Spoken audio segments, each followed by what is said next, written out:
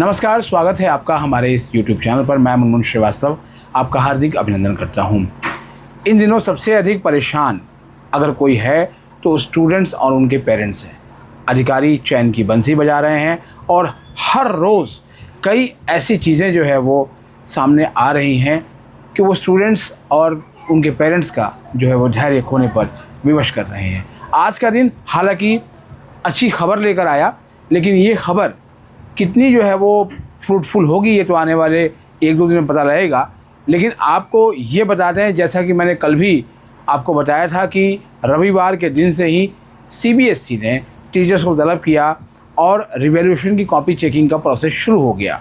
और सूत्रों ने बताया कि ये कॉपी जो है वो OSM यानी on screen marking system method से ही जो है वो जांची जा रही है। और इसमें और क्या क्या चीज़ें हो रही हैं ये भी अभी आपको बताऊंगा आगे। लेकिन जो एक उम्मीद की खबर है वो कोर्ट की तरफ से जो है वो आई है। इसके बारे में दिन भर आप लगातार सुन रहे होंगे कि वो जिस वक्त कोर्ट की हियरिंग चल रही थी दिल्ली हाई कोर्ट में, उस वक्त जो है वो CBSE में जो टीचर्स हैं वो मार्किंग कर रहे थे। और ये जानकारी सूत्रों ने दी कि लगभग 11 बजे से लेके और 2 सवा 2 के बीच में सिस्टम भी ठप रहा।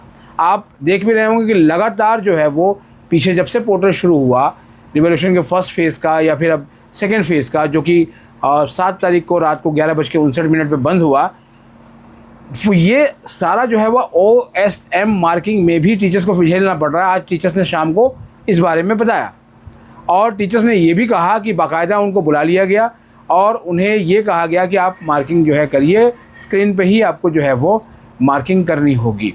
और मार्किंग के मेथड में ये भी जानकारी जो है वो मिली है कि जो सिस्टम है वो बिल्कुल वैसा ही है मार्किंग का जो सिस्टम पहले था। इसका जिक्र इसलिए कर रहा हूँ क्योंकि आज जो कुछ भी जो है वो दिल्ली हाई कोर्ट की वैकेशन बेंच ने कहा, जब इस मामले की सुनवाई हो रही थी और national student union of India यानी NSTUI जो है वो इसने इस प्ली को दायर किया था। और आपको पता भी होगा कि दिल्ली विश्वविद्यालय में भी जब हम देखते हैं तो NSTUI और ABVP यानी अखिल भारतीय विद्यार्थी परिषद, इन दोनों के बीच ही चुनाव में मुकाबला होता रहा है। और दिल्ली विश्वविद्यालय के जो विद्यार्थी हैं वो NSTUI से भली भांति परिचित हैं। अब जो कोर्ट में जिस मुद्दे को लेकर NSTUI जो है वो गई थी उसका लब्बो-लुआब क्या था, उसमें 2-3 बातें थीं। पहला तो ये था कि जो कॉपियाँ हैं उनको ठीक से पढ़ा नहीं गया है। Has sought direction to CBSE to give compensatory marks where OSM copies are not readable. आप इस वर्ड पे ध्यान दीजिएगा, नॉट रीडेबल। और ये बात बच्चे भी कह रहे थे लगातार, not properly marked etcetera. Not properly marked मतलब जो स्टेप मार्किंग है, जो स्टेप के मार्क्स स्टूडेंट्स को अब तक जो है मार्किंग सिस्टम में मिलते आए थे वो नहीं मिले, उसको देखा जाए। और it is praying for keeping the revaluation portal open for the next 1 month, क्योंकि अभी भी बहुत से बच्चे ऐसे कह रहे हैं कि उनकी कॉपीज़ जो है वो उनको नहीं मिली। और आज जब हमने अपने सूत्रों से पता लगाने की कोशिश की कि आखिर जो है वो जब फर्स्ट फेज़ था तो इतनी बड़ी संख्या में कॉपीज़ मंगाने के लिए आवेदन आए और सेकेंड फेज़ में वो बच्चे कहाँ चले गए, तो एक जो और पहलू निकल गया है वो ये था कि आधार और डिजी लॉकर से जो फैचअप करना था उसमें बहुत सारे जो है वो तकनीकी समस्याओं का सामना स्टूडेंट को करना पड़ा, इसलिए उसमें अननेसेसरी डिले हुआ। चूँकि साइबर हमले जो है वो CBSE के साइट पे हो रहे थे, जैसा कि CBSE दावा कर रही थी बार बार कि उसके वेबसाइट पे लगातार कई पैकेट्स के जो है वो हमले हुए जिसके उन्होंने सक्सेसफुली नेस्ते नाबूद कर दिया और बाद में ये सिक्योरिटी सिस्टम इस तरीके से किया गया। तो ये जो पूरा जो है वो जो झोल रहा और इतना जो लेंथी प्रोसेस बनाने की कोशिश की गई, उससे भी जो है वो जो संख्या है वो एकदम से जो है वो घट गई। ये भी आज बात सामने आई। कुछ टीचर्स ने तो ये भी बताया कि उनको बहुत सुबह आने के लिए कहा जा रहा है और देर शाम को जो है वो जाने के लिए, ताकि जल्द से जल्द रिवॉल्यूशन प्रक्रिया पूरी हो। लेकिन टीचर्स के अपने कमिटमेंट है और बहुत सारे टीचर्स तो मिल भी नहीं रहे हैं, ये बात भी सूत्रों ने बताई है। और जो शिक्षक हैं वो कह रहे हैं कि उनके ऊपर लोड बहुत है। और उसके अलावा जो मैनुअली चेकिंग की बात हो रही थी वो मैनुअली चेकिंग की बात जो है वो पूरी तरीके से जो है वो गौण हो चुकी है, क्योंकि टीचर्स ने कहा कि उनको उसी सिस्टम से जो है वो मार्किंग करना पड़ रहा है। और अब तो शायद हिदायत ये भी दी जा रही है, बिग ब्रेकिंग है अपने आप में, कि सुबह 7:30-8 बजे तक ही टीचर्स पहुंच जाएंगे सीबीएसई के अपने अपने जो है वो रीजनल सेंटर्स में, जहां उनको बुलाया जाएगा और वो फिर जो है वो कॉपियाँ चेक करेंगे। लेकिन कोर्ट में आज जो कुछ हुआ उसको लेकर मैंने देखा कि लगातार जो है बहुत ज़्यादा जो है वो उत्साह था। उत्साह की खबर है, मैं भी कहूँगा कि हाँ, कहीं तो जो है वो कुछ बात चली और उस मुद्दे को लेकर एनएसयूआई गई।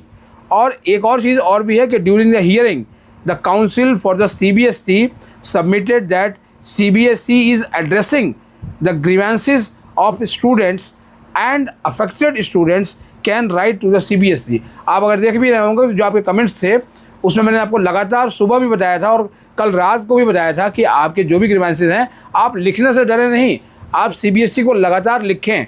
आपके पास जो भी प्रूफ या जो भी आपके स्क्रीनशॉट्स हैं वो भी आप सीबीएसई को जो है वो भेजें, क्योंकि बाकायदा इन्होंने उनके काउंसिल ने कोर्ट को कहा है कि सीबीएसई जो है वो एड्रेस कर रही है स्टूडेंट्स के ग्रीवेंसेस को, और सीबीएसई को और यहाँ तक कि जो है वो सरकार को भी, सेंट्रल गवर्नमेंट एंड सीबीएसई इन दोनों को जो है वो कोर्ट ने जो वैकेशन बेंच है उन्होंने नोटिस किया है। और अब इस मामले की जो सुनवाई है वो 12 जून को होगी।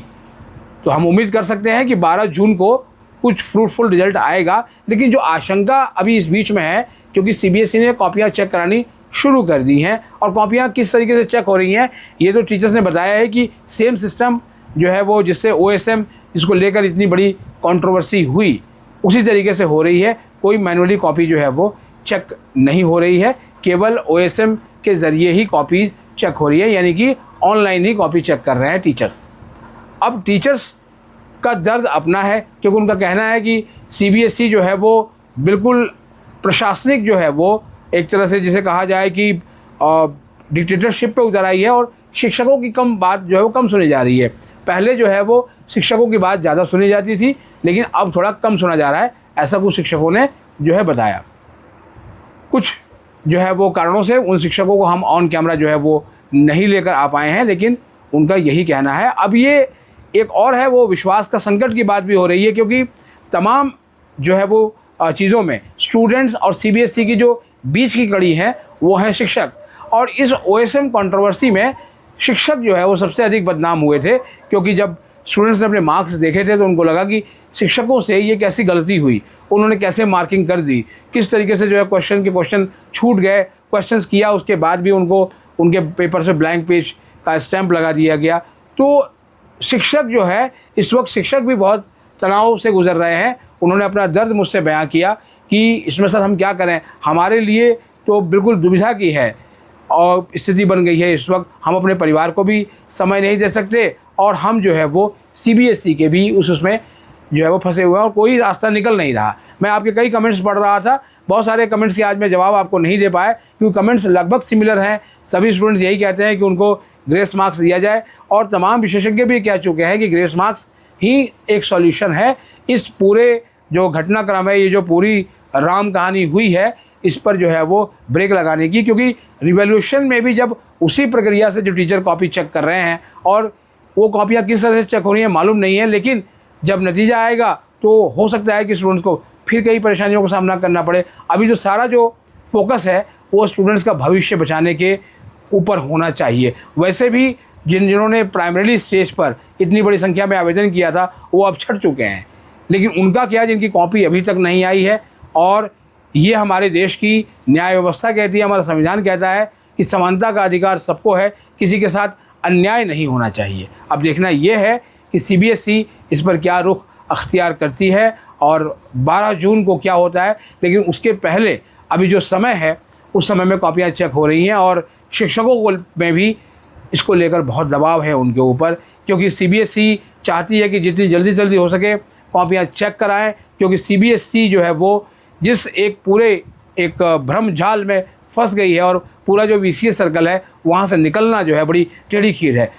पेरेंट्स तो यहाँ तक कहने लगे हैं कि सीबीएसई के जो नए मुखिया आए हैं वो क्यों नहीं स्टूडेंट्स के साथ संवाद कर रहे हैं, क्यों नहीं वो प्रेस कॉन्फ्रेंस बुला रहे हैं और क्यों नहीं जो है वो तमाम चीज़ें कर रहे हैं जिससे कि स्टूडेंट्स और पेरेंट्स के बीच में विश्वास कायम हो। फिलहाल आज के लिए इतना ही, ये अपडेट आपको देनी थी। हमारे चैनल पर नए हैं तो चैनल को सब्सक्राइब कर लें, और ये वीडियो आपको अच्छी लगी हो तो लाइक करके हाइप देना ना भूलें। मिलते हैं एक और एपिसोड के साथ, तब तक के लिए नमस्कार, शुभ रात्रि।